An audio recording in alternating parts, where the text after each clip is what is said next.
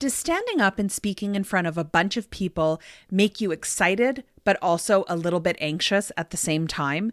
Then a speaking coach might be exactly what you need to get yourself to the next level.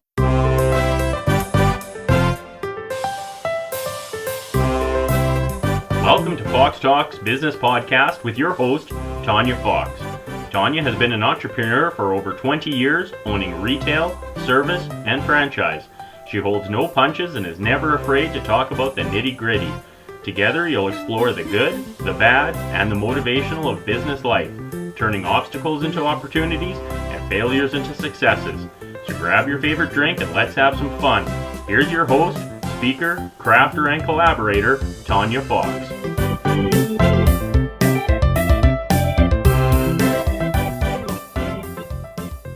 Cynthia is a voice coach, professional speaker, and best-selling author. She has helped business professionals and speakers from 46 countries across 5 continents to speak with a powerful voice so they can be heard and respected as the authorities they are. Cynthia herself has been a professional speaker and coach for the past 18 years. She has been featured on numerous radio stations and other podcasts, and I'm so excited to have her a guest on ours today. So thank you so much for coming on the show today, Cynthia. Sure, I am very happy to be here. So tell my listeners a little bit more about your history, sort of how you got to where you are today. Sure. So I am a voice coach, helping people developing their powerful voice so that they can be heard and be seen as the authority. And how I got here was because I was not heard, and I was working on my own voice. And then I realized when I was working on my voice, I realized, wow, this is very powerful, because not only I sounded more confident, I felt more confident as well. And so it was about 11 years ago when I decided to start my business. Helping people developing their voices became one of the key focuses that I wanted to go into.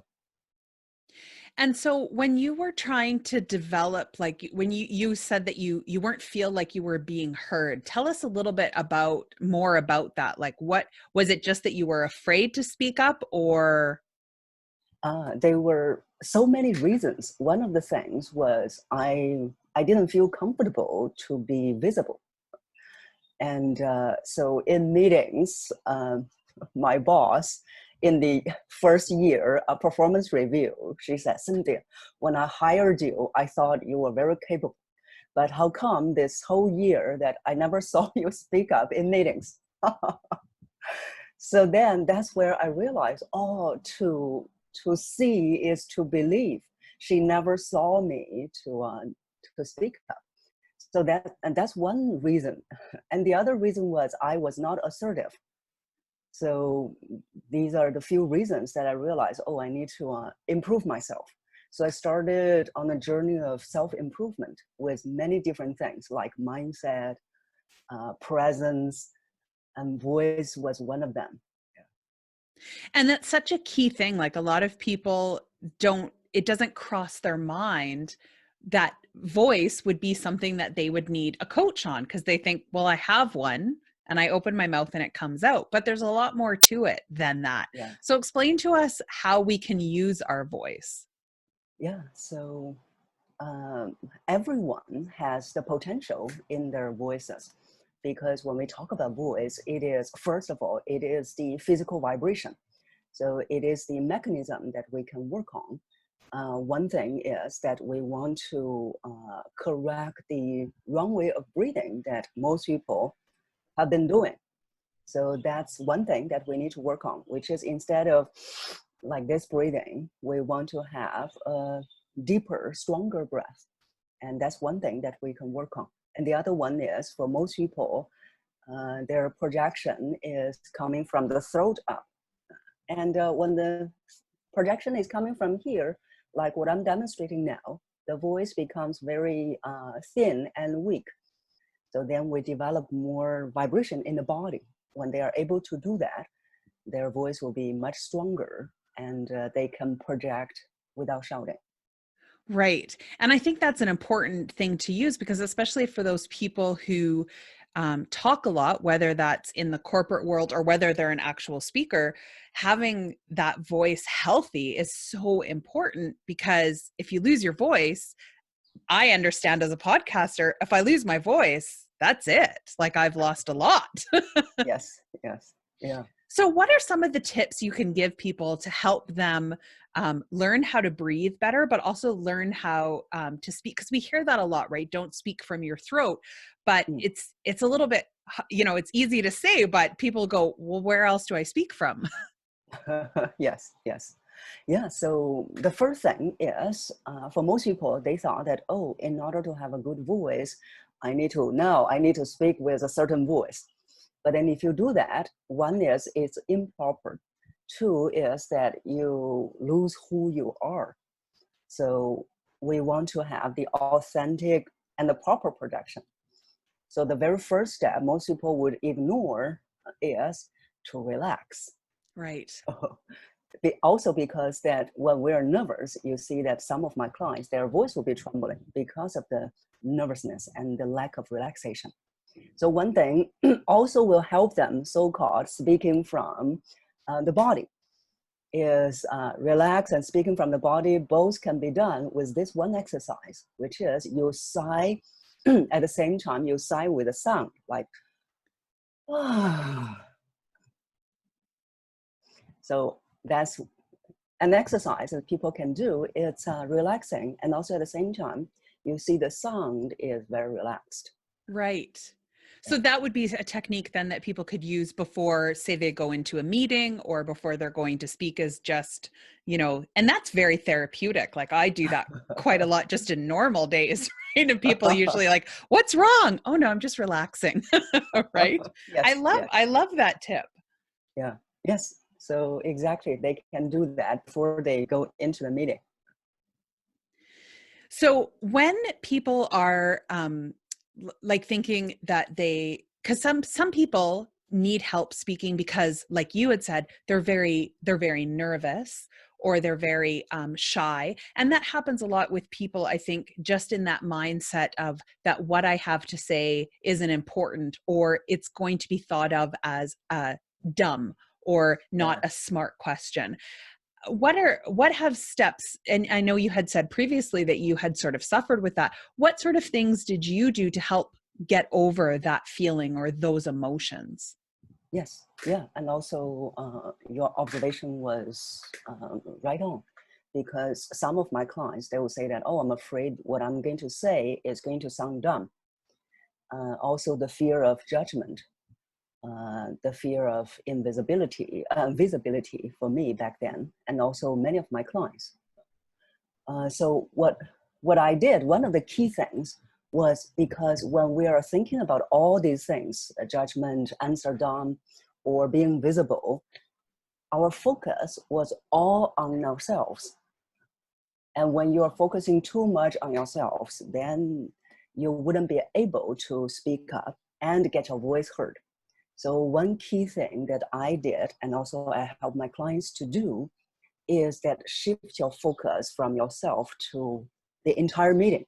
Instead of thinking, oh, when I am going to speak up, what I am going to speak about, and all these things. Instead, you think about, how can I contribute to the meeting so that we have an effective result, so that we can get a problem solved. So that's one key shift that I made. Right. Yeah. And I think that's really important, is if, like you're saying, so take it out of worrying about what you're going to sound like or what you're going to say, and just really turn it around on how you can help other people, so that it's Yes. not about you, it's about that contribution. That's a Yes. great tip. I love that. Yeah. So tell us a little bit about some of the struggles you've had as a business owner, because this obviously isn't something that's mainstream or that a lot of people would think of. So what are some of the challenges that you face just as an entrepreneur? Yes, there are so many. Yeah. So I think the first one was in the beginning. So I was coming out of the corporate I was an in-house trainer, training our own employees. And so I wanted to start something on my own. And I came out with enthusiasm. And were you training, you were training as a voice coach? No, I was training on leadership and communication. Okay. Yeah. And so I came out with enthusiasm, but without a plan. Right. Which happens a lot, right? Yes, yes. So before I came out, I was just talking to a friend, and then she was running a company, and I had one client before I came out. And after that client, I realized, oh my God, I don't have clients in my pipeline. So half a year later, nothing. And so I started to get anxiety. I started to get panic. And I was talking to my sisters. So I'm the middle child. I have an elder and younger sister. And at New Year's Eve, I was talking to them. And I said, oh, I don't know. There's no client. So my sisters, they were very supportive. They said, "Oh, if you, we can borrow, we can lend you money if you don't have money." So luckily, I did because I had 1 year reserve before I came out. Right. And what's more important was my sister was saying. So she was saying that, "Oh, now your experience reminded me of this quote." And she said the quote was, "If you don't plan, you plan to fail." Right. So I said, oh my God, that was exactly me. And I didn't plan. Yeah. And I failed. Yes. Yeah. And I think that's true because I think quite often we have these big ideas like, I'm going to start a business, everybody's going to come. And then Yes. you get there and then you go, oh, it doesn't quite work that way. That's Right. right. Yeah. So then that quote was really like boom. And so that's where I started to learn. First was the support I got. So after the new year, I started to talk with a close friend. And she helped me with what kind of things that I can plan. And also she introduced me to a few potential partners. So I think that's where I started to come out of that failure. Right. And just really start to make those connections because you really didn't have them before. So That's right. where were some of the places that you went to? Like, is there organizations where you are that you went to that you were be able to make some more connections? Yes. So one thing was my friend. And also I'm really so grateful about that friend. So she not only made connections for me, but also she was sharing with me her own from failure to success story. So at the time I was thinking, wow, it was not only me who is suffering from this failure. Right. Uh, And did you feel that a lot? Because I think a lot of people are, especially entrepreneurs, um, get that sense that they have to say that everything is good, right? Because everyone yeah, around them is like, oh, things are great. Business is great. yeah, Meanwhile, they're going, why am I the only one who's failing?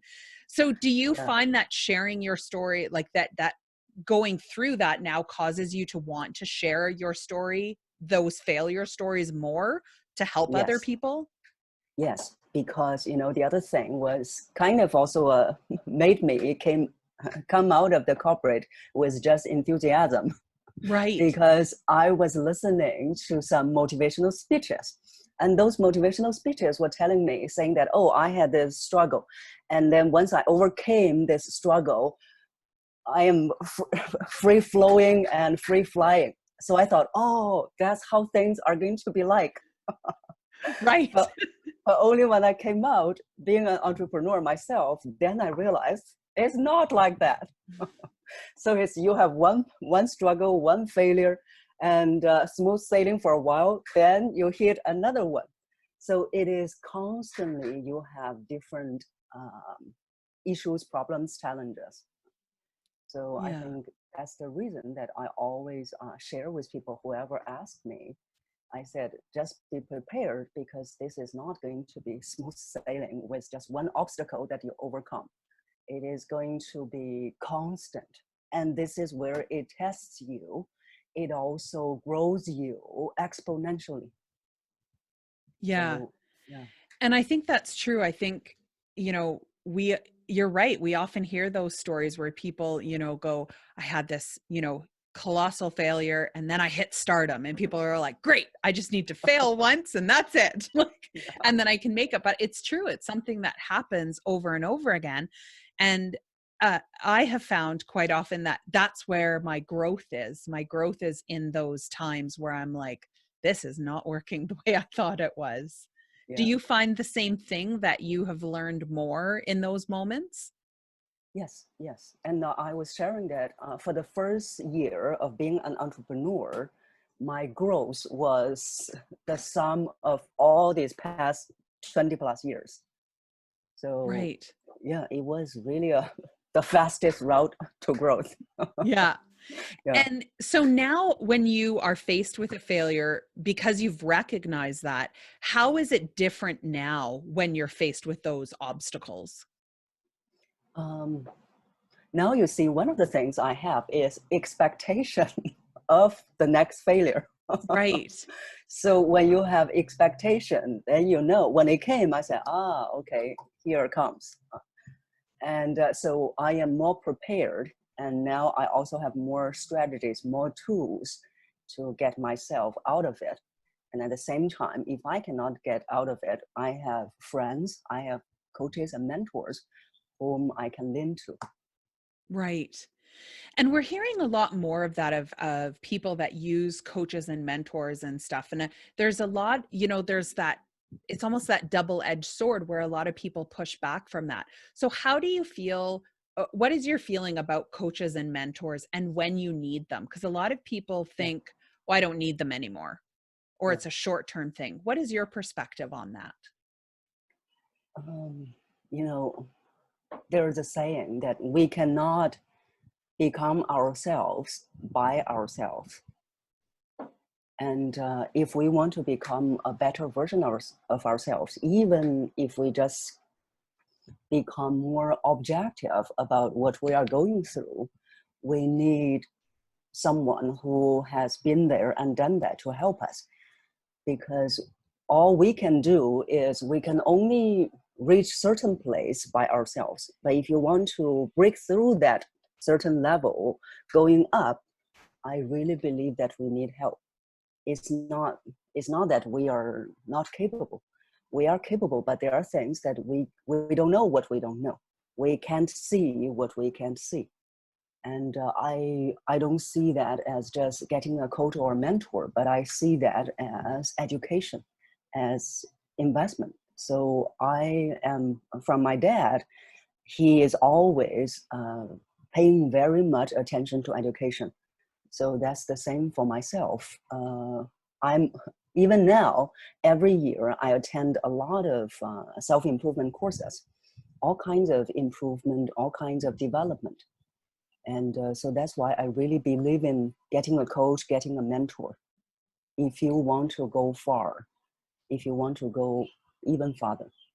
Yeah. And it's something, like you're saying, that is a constant thing because Yes, you're constantly growing. So you're constantly moving up that ladder, I guess. yes, yes, yeah. So you hear people say that every new level, there's a new devil. And Right. it is, yes, because every new level I want to go, then I realize, oh, these problems are coming up again. I thought I have solved them. Right. So, yeah. So tell us a little bit more about when you made this plunge, you've got a couple of clients underneath your belt doing the voice coaching, and then you decided to write a book. So tell us a Yes. little bit about the book that you wrote and what that experience was like for you. Sure. That was an interesting experience. So, you know, when we start as an entrepreneur, you hear people say, you need to write a book, you need to write a book. So I thought, okay, I need to write a book. So for the first year, I was thinking about writing the book. And then at the end of the first year, I finished about 2.5 chapters. But I didn't feel like writing it anymore. I just didn't feel the motivation was right. Right. So I just kept it aside. And also at the same time, I was thinking, if I want to feel motivated to write, one is I really want to write it. I have something to share instead of people telling me, you need to write a book. And Right. the other thing was I was thinking that looks like also that I want to work with a publisher for at least my first book. So I was not really intentionally looking for a publisher because I was not motivated to finish the book. So I was just at this kind of intention that whenever it comes, then it comes. If it doesn't come, then it doesn't come. Right. So then, that was about 2010. So 2010, I finished 2.5, and then 2014, 4 years later, I was at a conference, and then there was a panel of publishers. Oh, Yes. So, and then after that, I didn't immediately contact those publishers. Also, a few months later, I said, looks like it's time to contact these publishers. So I contacted one of them, and luckily that he replied. And that's where it started. So once they decide to publish the book, within 3 months, I finished the rest of the book, which was 4.5 chapters. right. So, yeah. And did you find like at that point that you had the motivation? Because I hear that all the time too, right? Like people are like, you need a book. Well, what does it Yes. need to be about? Doesn't matter. You just need a book. I'm like, so I can write Yes. anything. It doesn't matter. What? That doesn't make any sense to me. Yeah. So where do you feel like you found the motivation to, because you ended up writing it in such a short amount of time. So where did that Yes. motivation all of a sudden come from? Was it the fact of having a publisher or? One thing was because after about 4 and 5 years, I had enough experience. I had enough experience from my teaching, my coaching, and I know that I have something to share.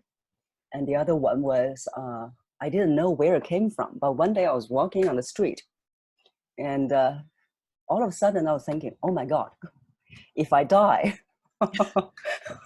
no one will be able to know how to develop their voice. I need to share it. So that's one of the motivations that got me to finish the book. And then later on, a friend of mine was saying that he said, "Oh, you want to leave a legacy?" I said, "Okay." I didn't think of that deep, but that was my thought. So I think the book works as a way of leaving a legacy. And after you wrote the book, how did that change for your business? Or did it? It changed. It's the key thing. It changed people's perspective. They would see me as the authority, because Right. now that I have a book, which I didn't really see it that way, because I knew I am already an authority. I didn't need a book to prove that. Right. So, but people's perspective changed. Yeah. So I would say that's probably the only thing that I could recall. Right. And then you also did a TEDx speak. Yes. So tell me a little bit about that process, how that all came to be. Yes. It's also kind of like the book. Right. Yes. So when I started about 2 years later, I was talking to a TEDx organizer, and then she said, "Oh, we'll contact you again if we have a slot." So many years passed. I never heard from her. So you're like, But, well, that was good. yes. But in these years, I was thinking, I don't really need a TEDx talk. I know that I am a great speaker, and I am having the clients I want. I don't really need a TEDx speech to prove myself. So I just let it go. And I didn't intentionally seeking the next TEDx speaking opportunity. And then, see, this is another thing that, to answer your previous question, was that where do we meet people? One is we go to attend all kinds of events, all kinds of conferences. So I was at a friend's gathering, and then we were just talking. So one guy, he was a TEDx organizer. I said, oh, okay. So then I was just talking with him. And then later on, he said, oh, we will be opening the speaker proposal in which month? And then you can come and apply.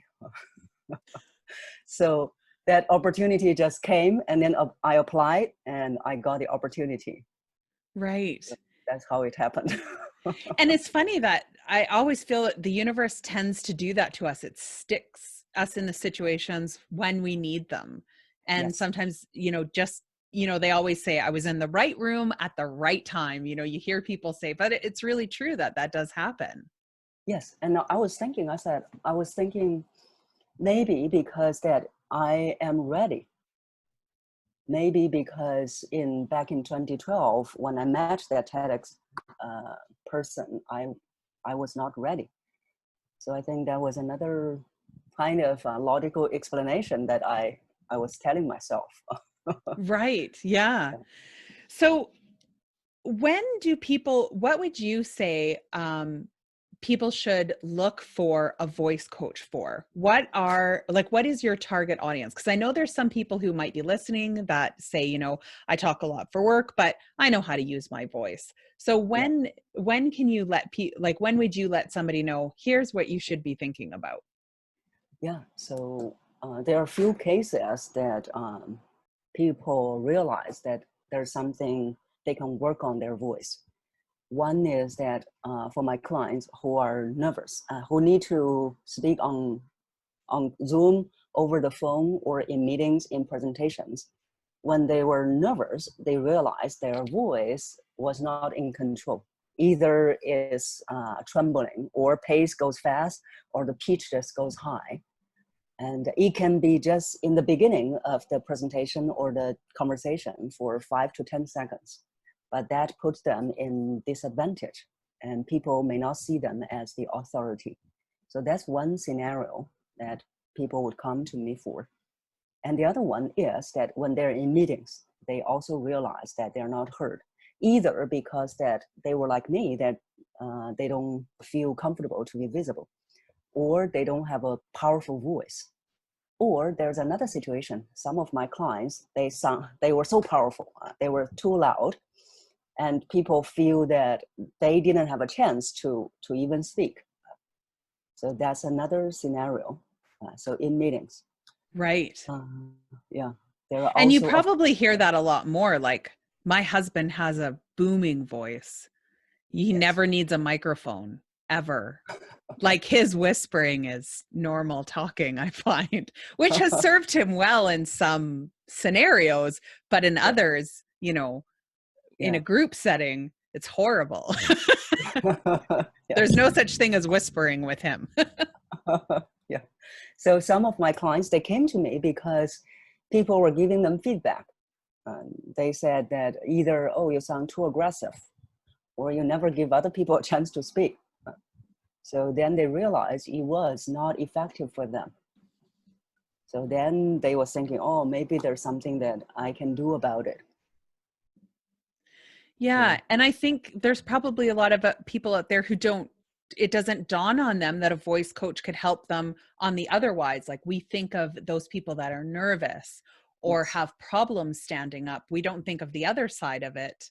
I've yeah, never thought of the other side of it, of those people that are like, well, I don't have any issue. I'll speak up when I have something to say, but they might need help as well to tone it down a little bit. yes, yes, yeah. So the third scenario was that people are giving presentations, and then they Right. realized that their voice was either boring, or they didn't feel their voice boring, but they just feel people's attention started to drift away.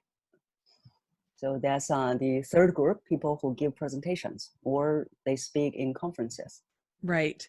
And I think we probably have a lot of people who could relate to that one as well, of, saying I talk, but I always use accountants as an example, only because I am one, so I can make fun of them, but they're very monotone.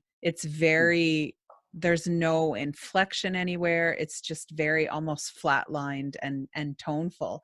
So what Yes. are just a simple hint maybe that you can give people to just help a little bit right now, if that is one of their issues, is that, that they're Yes. losing people's attentions. Yeah, so some of my clients, they are in the finance industry, and then they need to present the numbers and the figures. And they said, no, it's the presentation itself is already boring. So I cannot make it more interesting. Right. So I said, you are not there to present the numbers. You are there to present the problem that comes from these numbers. If you're just presenting the numbers, you can just print out the handout and then give people so that they don't need to come for your boring presentation. Right. And so you need to think about what is the problem that you're presenting, and then what is the solution or suggestion that you are proposing. When you talk about the problem and the solution, that's where you can have the change in your voice as a result, which comes from you have some feeling towards these problems. Maybe this problem is very urgent, is very serious, and you need to feel that. When you feel that, then there's change in the voice. And the solution, there is hope, there is possibility. You need to feel that. When you feel that, then the voice has changed. So instead of just working on the voice to have so-called up and downs, like some of my clients said, then it will sound, one is sound fake. Two is that many of my clients, they don't feel comfortable themselves. Right. So if you don't feel comfortable, then the audience will not feel comfortable. So it comes from within, which is how you feel about what you're talking about. And probably too, even just finding what that topic is, because a lot of people will speak on something that is sort of the bee's knees right now, or this is the hot topic. So, they kind of know something about it. So really finding something that you're passionate about helps too with that voice then. Yes, yes. So tell people a little bit more about where they can find you if this is something that they're needing help with, because you have spoke over 46 countries. So you've helped so many people. So what's the best way for people to contact you and find more about all of the work that you do? Sure. So they can go to my YouTube channel. They can just go to YouTube and then search Cynthia Voice Coach, and they'll be able to find my channel. So we have 37K subscribers right now with I think it's over 100, at least 130 videos. So each video is talking about 2 to 3 minutes about some voice problems and some suggestions. So that's the best place for them to get started. Right. A great resource for them. Yes. And if they're interested in your book, where can they find the book? They can go to Amazon. In Amazon, they can just search Influence Through Voice and then Cynthia. Wow, that's wonderful. And we'll make sure we link to all of these areas on our post so that people can quickly just have a link to that. It has been such an honor to speak with you and learn some tips from you. I think I got a lot out of it, definitely. Especially the sighing and learning not to speak, trying to remember not to speak from my throat. Yes, yeah, it's been a great pleasure talking with you as well. For everyone who tuned in today, Cynthia was so generous in offering everybody a free 3-part video lesson on developing a powerful voice. She talks about mindset, projection, how to remove monotone, and gives you hundreds of great techniques to take your speaking to the next level. So whether you just want to speak up at a meeting, whether you're ready to stand in front of just a few people, or whether you want to take the stage in front of thousands, this might be the course to help you get there. Just head over to our website at foxtalksbusiness.ca, click on blogs. You'll be able to find this episode and the link on how you can get your free video lesson from Cynthia. I also encourage you all to head over and find us on Instagram. Just look up Fox Talks Business. We want to hear from you. What were your takeaways from this episode? What did you really enjoy? And also remember that every Tuesday at 9:30 a.m. in May and June, I will be going live on both Instagram and Facebook to bring you some tips and tricks on how I used collaboration for my business in the past and how I'm continuing to use it in the future. So I hope to see you all there every Tuesday, 9:30 a.m. Mountain Standard Time. So no matter what you're doing today, whether it's learning how to project your voice more, how to be a little bit more quiet, or anything in between, remember to have fun. Because if you're not having fun, why are you doing it?